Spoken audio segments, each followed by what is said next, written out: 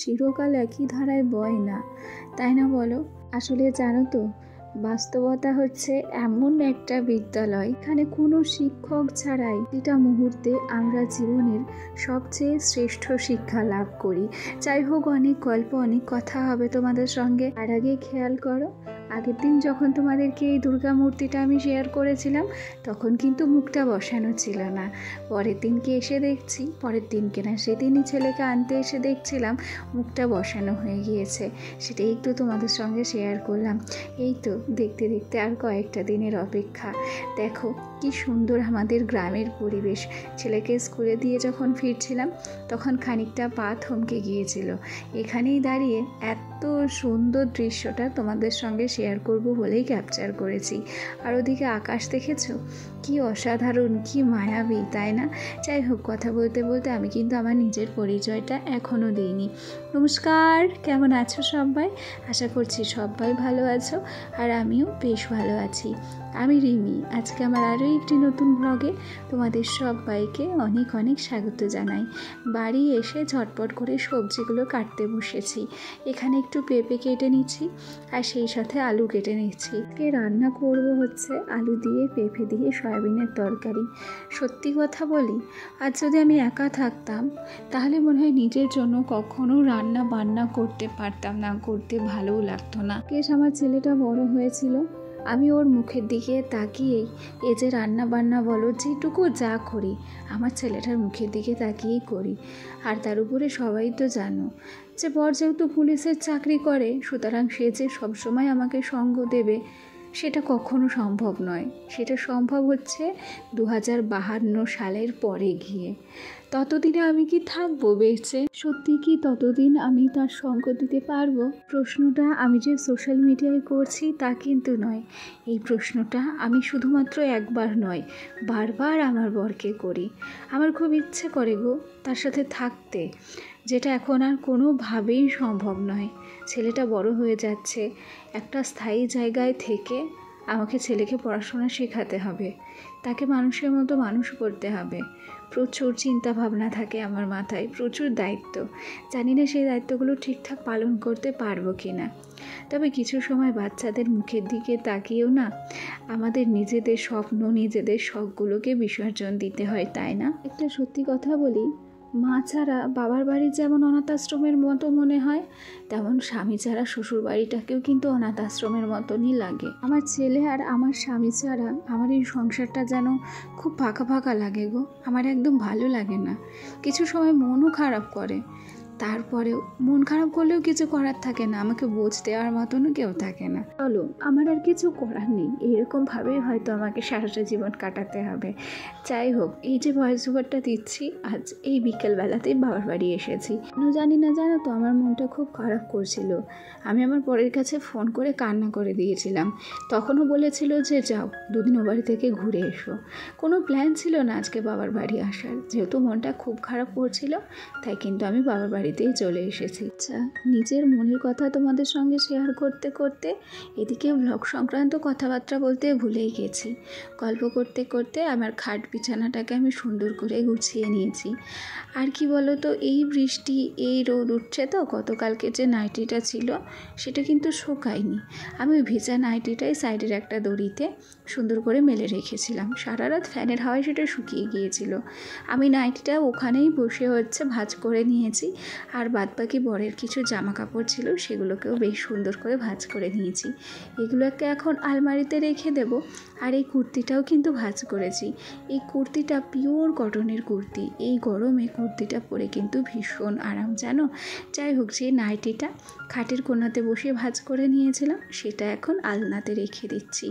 আসলে আমার আলনা যে খুব বেশি নোংরা হয় তা কিন্তু নয়। আমার যদি একটা নাইটি, একটা স্টোল, আমার ছেলের যদি একটাও গেঞ্জি থাকে, সেটাকেও কিন্তু আমি সাথে সাথে ভাঁজ করে রাখি। তাতে আমার ঘরটা অনেক গোছানো থাকে, আর আমার কাজটাও মনে হয় ঝটপট হয়ে যায়।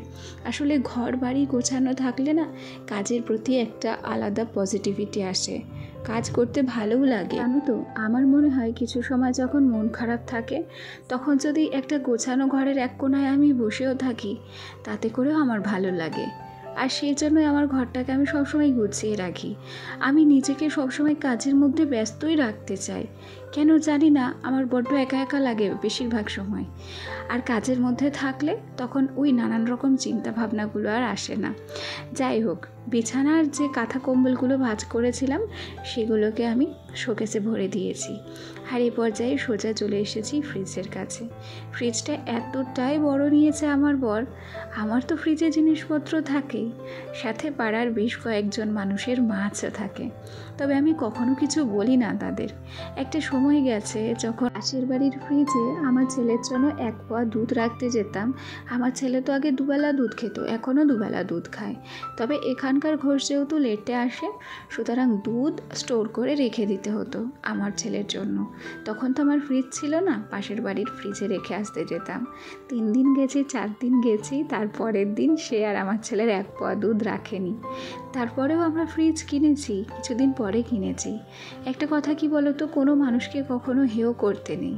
আজ আমার একটা জিনিস নেই ঠিকই, কাল যে তোমার থেকে ভালো দামি জিনিস আমার হবে না, তার তো গ্যারান্টি কেউ দিতে পারে না, না? সেদিক থেকে বলতে গেলে এই পাড়ার মধ্যে সবচেয়ে দামি ফ্রিজ আমার, জানো তো। যাকে সময় হয়তো সেই মানুষটাকে চরম শিক্ষা দিয়ে দিয়েছে। তারা এখন হয়তো ভাবে যে না, আমাদের থেকে ভালো জিনিসটাই তারা কিনেছে। চলো সেসব কথা আর বললাম না, কিছু স্মৃতি মনে পড়ে গেল। আসলে মন খারাপ থাকলে অনেক কিছু মনে পড়ে। গল্প করতে করতে আমি ফ্রিজ পরিষ্কার করে নিয়েছি। আর আমার ঘরে যে সমস্ত টুকিটাকি ফার্নিচারগুলো আছে, এই যে আলনা বলো, শোকেস বলো, এগুলোর সঙ্গে তো তোমরা পরিচিত, এগুলোকেও বেশ ভালো করে মুছে নিচ্ছি। আসলে আছেই তো এই কটা জিনিস, এগুলো আমার বিয়ের জিনিস, তাই এগুলোকে বেশ ভালো করে যত্ন করে রাখতে চাই। যে কদিন রাখতে পারি স্মৃতি হিসেবে, একদিন না একদিন এগুলো তো নষ্ট হয়েই যাবে। স্টিলের ফার্নিচার বলে কথা, জং তো পড়বে, ওই পায়াগুলো তো নষ্ট হবেই। তবে যতদিন এগুলোকে টিকিয়ে রাখা যায় ততদিনই টিকিয়ে রাখবো। আচ্ছা, ভিডিওর এ পর্যায়ে এসে চলো একটা কথা বলি। আমার যে সমস্ত বন্ধুরা প্রথম থেকেই আমার সাথে আছো, পাশে আছো, তোমাদেরকে অসংখ্য ধন্যবাদ জানাচ্ছি। আর আমার যে সমস্ত নতুন বন্ধুরা আজকে ভিডিওটি প্রথম দেখছো, যদি কোনো কারণে আমার এই ছোট্ট ভিডিওটি তোমাদের ভালো লেগে যায়, তাহলে অবশ্যই করে একটা লাইক করো, কমেন্ট করো। আর তোমরা চাইলে আমার এই ছোট্ট পরিবারের একজন মিষ্টি সদস্য হয়ে আমার পাশে থেকে যেও। আচ্ছা, গল্পে গল্পে সয়াবিনের তরকারিটাও নামিয়ে নিয়েছি। যাই হোক, বেশিরভাগ দিনই কিন্তু আমাদের নিরামিষই রান্না হয়। সয়াবিন নামিয়ে একটু উপর থেকে ঘি দিয়ে ঢাকা চাপা দিয়ে রেখেছিলাম। নিরামিষ সয়াবিনও কিন্তু বেশ ভালো লাগে, যারা ঘি খাও একবার ঘি দিয়ে খেয়ে দেখবে। আচ্ছা, এ পর্যায়ে ঘরে চলে এসেছি। এখানে যে কয়েকটা শোপিস দেখছো আর ফুলদানিগুলো দেখছো, এগুলো বেশ নোংরা হয়েছে, কিছুদিন সময় লাগবে, তবে এগুলোকে সব পরিষ্কার করব। এখন অফ ক্যামেরায় বেশ কয়েকটা থালা বাসন ছিল, সেগুলোকে আমি ধুয়ে টুয়ে পরিষ্কার করেছি। এরপর আর কোনো কিছু তোমাদের সঙ্গে শেয়ার করিনি, সোজা চলে এসেছি সন্ধেবেলা। বাড়ির পাশে একটা দিদি আছে মারাঠিদের, আর বাবার বাড়ির মতো করে উনি 10 দিন গণেশ পুজো করে, তাই সন্ধেবেলা একটু গণেশের আরতি দেখতে এসেছি। এই তো বেশ কয়েকটা দিন হয়ে গেল, আর মানে 2-4 দিনই আছে, তারপরেই কিন্তু পুজো শেষ হয়ে যাবে।